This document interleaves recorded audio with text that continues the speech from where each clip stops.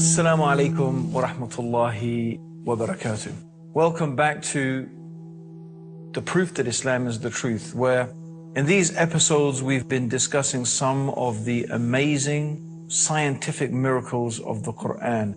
Information in a book 1,400 years old that every Muslim believes is the uncreated word of Allah, the creator of the heavens and the earth, revealed for the benefit and the guidance of all of humanity.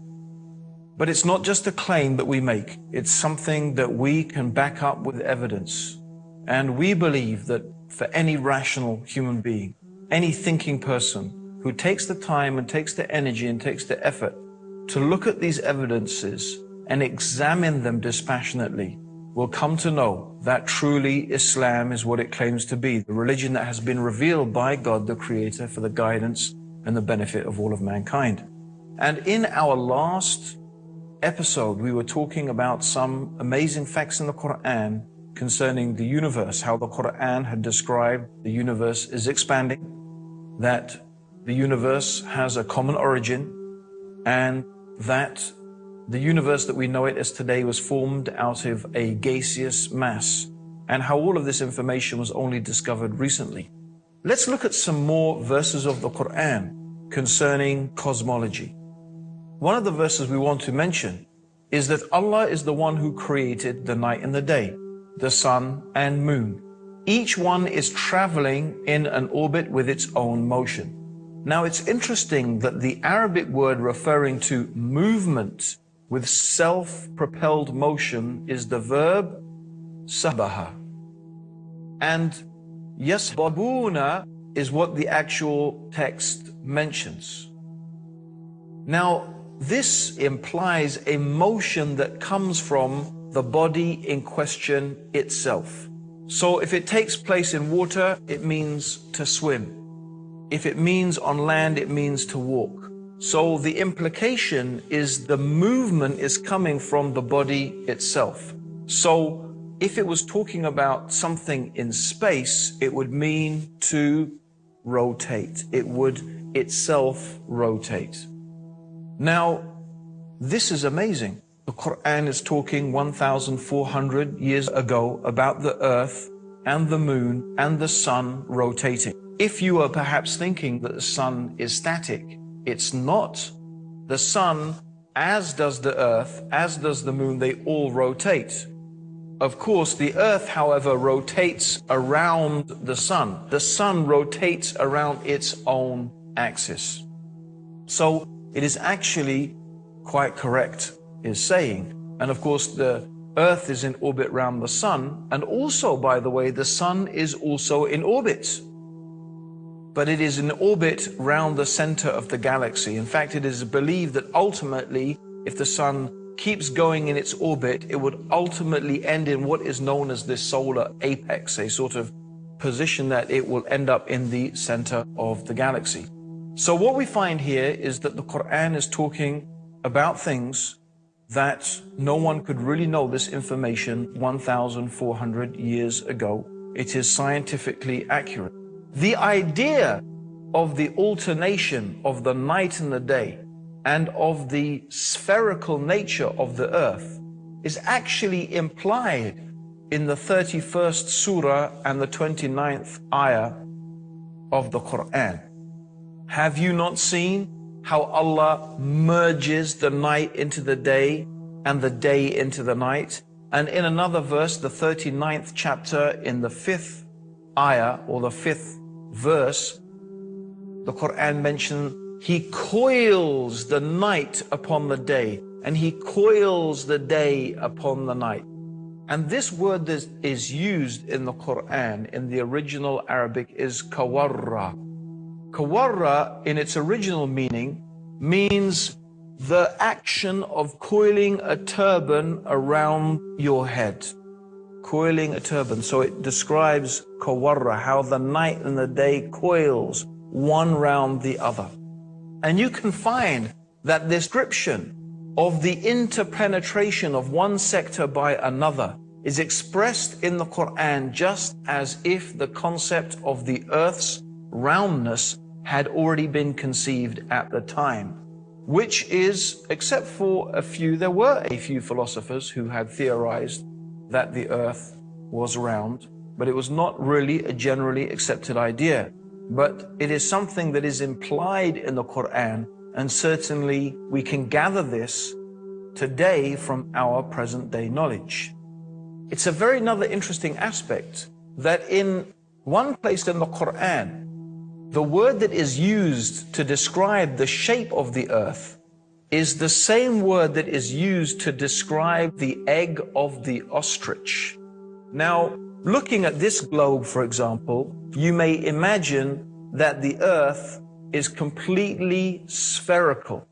But in reality, that is not the case. The earth is slightly misshaped. It is not a perfect sphere, and in fact, slightly elongated, rather like an ostrich egg.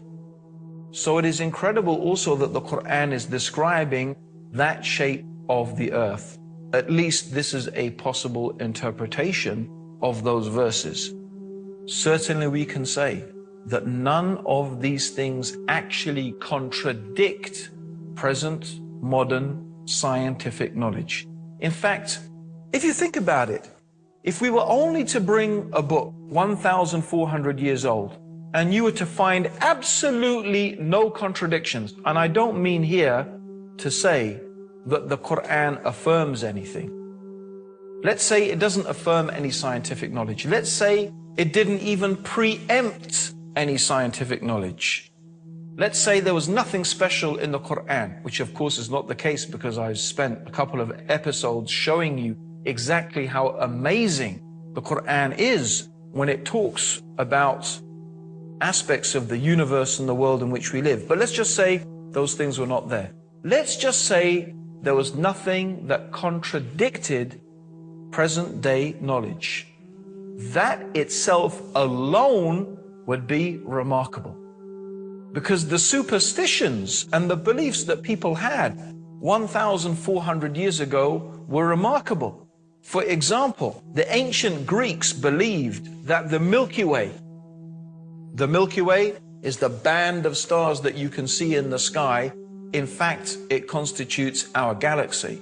They believed that the Milky Way was produced when a particular Greek goddess was breastfeeding her child, and the child bit her breast and her milk spilled out, and that's how the Milky Way got to be in the universe.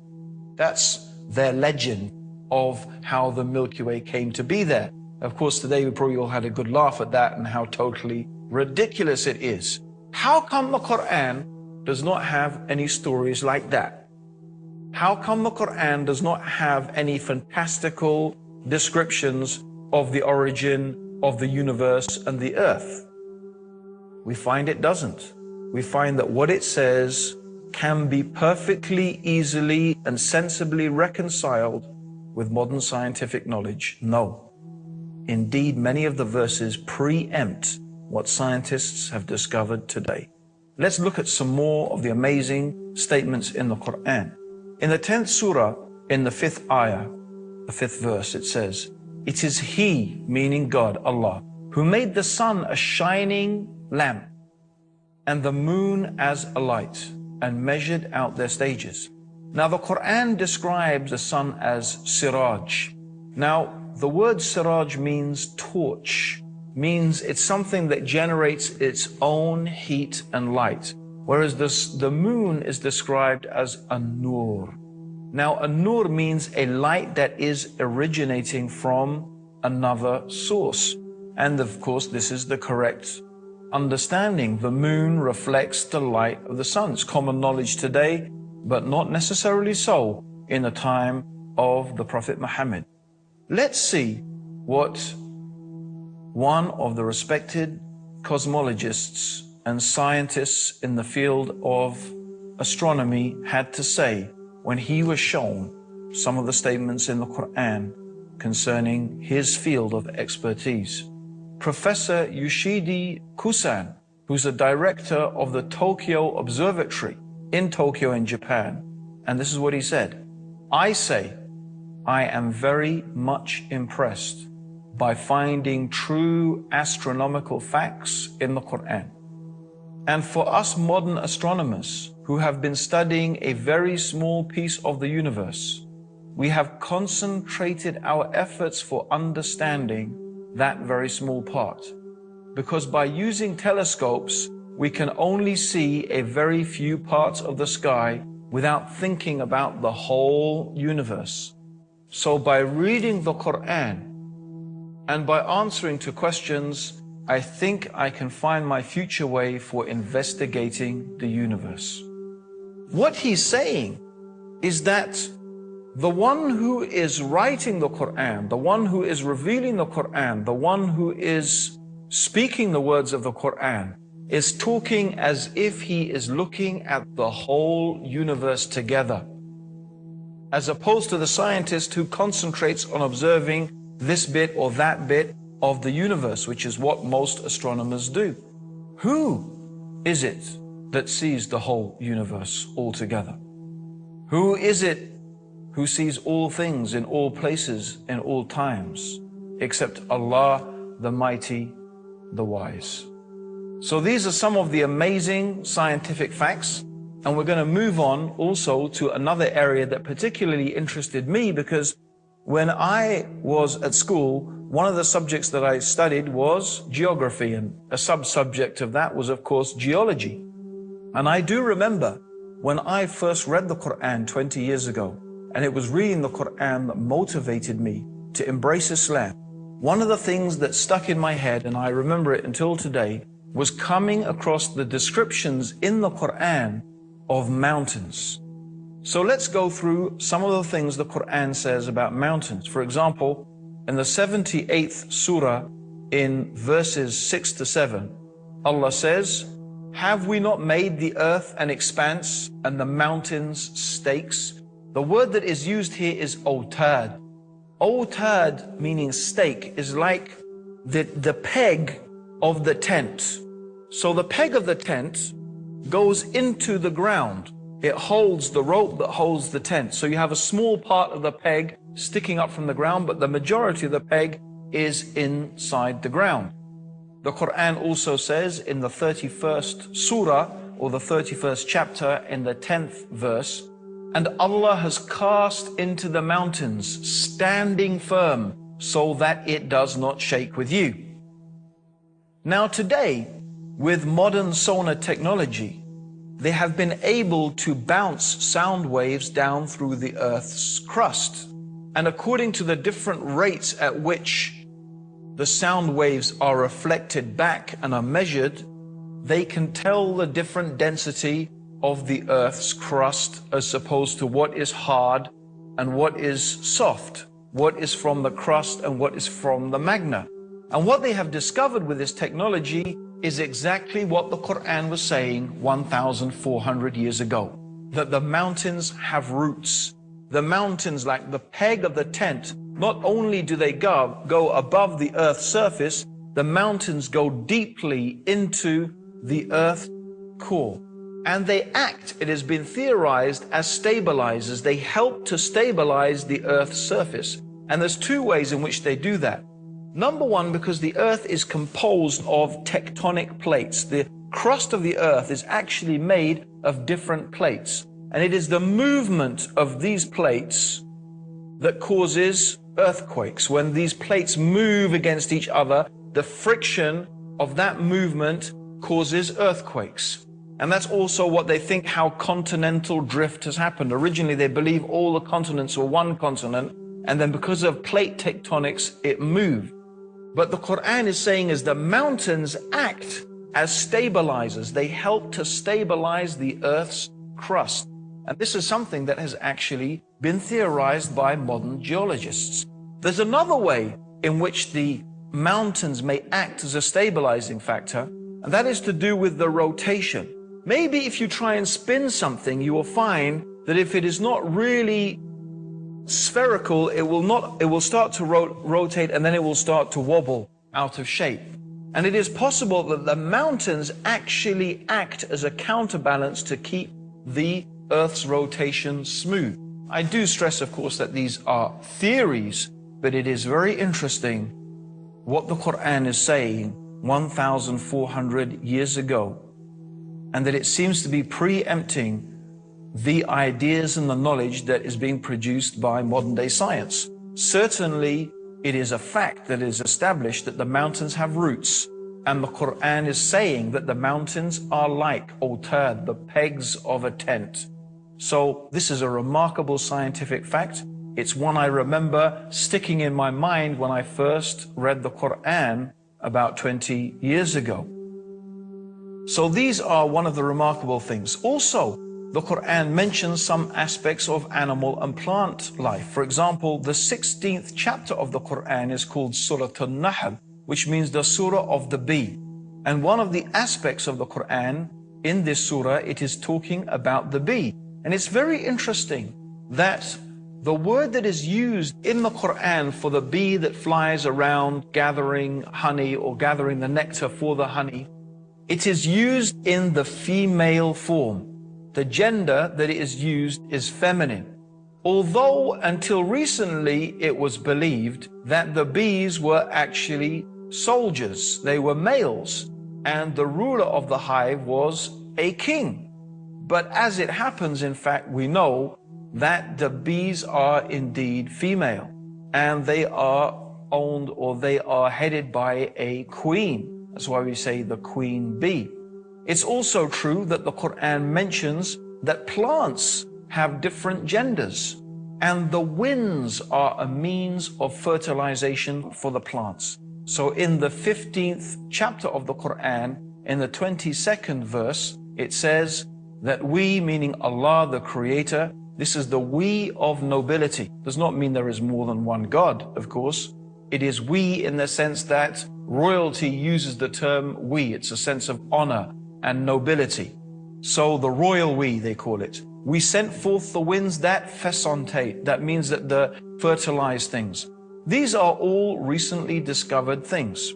Also, we find the Greek philosopher Democritus, who lived from 460 to 361 BC. He advanced the theory that matter was composed of tiny indivisible particles called atoms.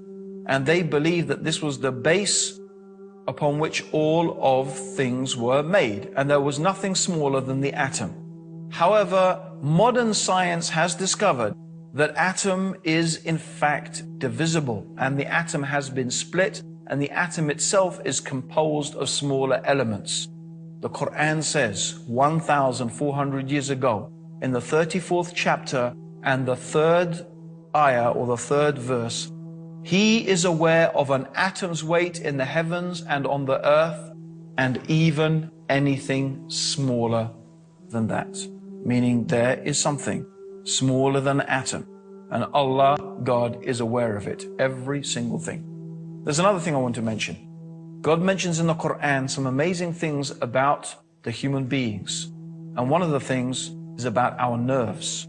Here is a very frightening and terrifying passage of the Qur'an. It's mentioned in the 75th chapter in ayahs 3 to 4.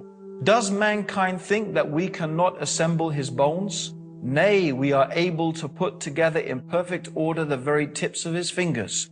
God is telling us He can recreate us on this day, this terrifying day, this frightening day, the day of judgment. He is able to recreate you, even if you are dust, even your bones to the very tip of your finger. Why the very tip of your finger? Of course, you've all heard of fingerprinting, haven't you? Every single human being's fingerprint is unique. Why did God mention the fingerprint? Why did God mention the tip of the finger?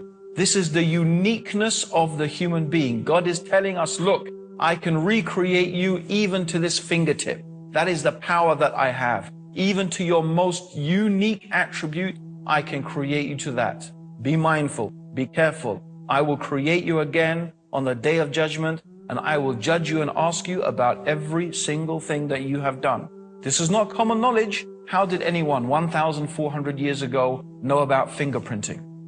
And Allah warns us in the 4th chapter of the Qur'an, in the 56th verse, those who reject our signs, we shall soon cast them into the hellfire. And as often as their skins are roasted through, we shall change them for fresh skins, so they may truly taste the penalty. For Allah is exalted in power, the wise. This is a very frightening description of the hellfire.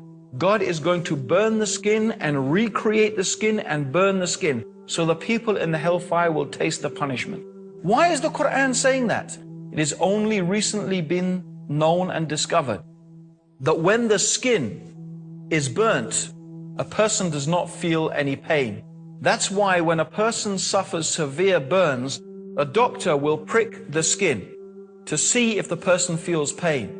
If he feels pain, there are still nerve receptors left. If he does not, that means his skin has been so badly burnt, he cannot feel pain. So if God put people in the hellfire and the hell burnt their skins, after that they will not feel the pain. So Allah is going to recreate the skin again, so they will keep on tasting the punishment. It is a very severe warning from the one who has created you. He knows you better than you know yourself. And He is warning you in His book of His knowledge and His ability, that if you do not believe in Him and follow His guidance, see what is waiting for those people who reject the faith. My dear listeners, we have only one more thing we want to mention. The tree of Zakum, which will be the food of sinners, and it will be like boiling oil that will boil in their bellies, like the boiling of scalding water. Taste this, Allah says in the Qur'an. Verily you are pretending to be the mighty, the generous. Look at those arrogant people pretending to be mighty, pretending to be generous, but taste the tree of Zakum that will boil in your belly. And it says they will drink a water that cuts their bowels to pieces. It is very interesting that thermal receptors are not present in the intestines, but it is in the bowels. And the contents and the receptors in the bowels are highly sensitive. It's a very, very sensitive area, and that is where pain is initiated. It's not a common knowledge 1,400 years ago, but it is a fact that is mentioned in the Qur'an as a stark warning to all those people who reject faith in God. God has combined the scientific facts with the severe warnings of those who disbelieve in Him. Our invitation is to invite you to His mercy, to His guidance and His forgiveness by accepting these truths, the proof that Islam is the truth. Join us in the next episode for some amazing prophecies of the Prophet Muhammad and the Qur'an. And until then, may God's peace and blessings and guidance be with you. Assalamu alaikum wa rahmatullahi wa barakatuh.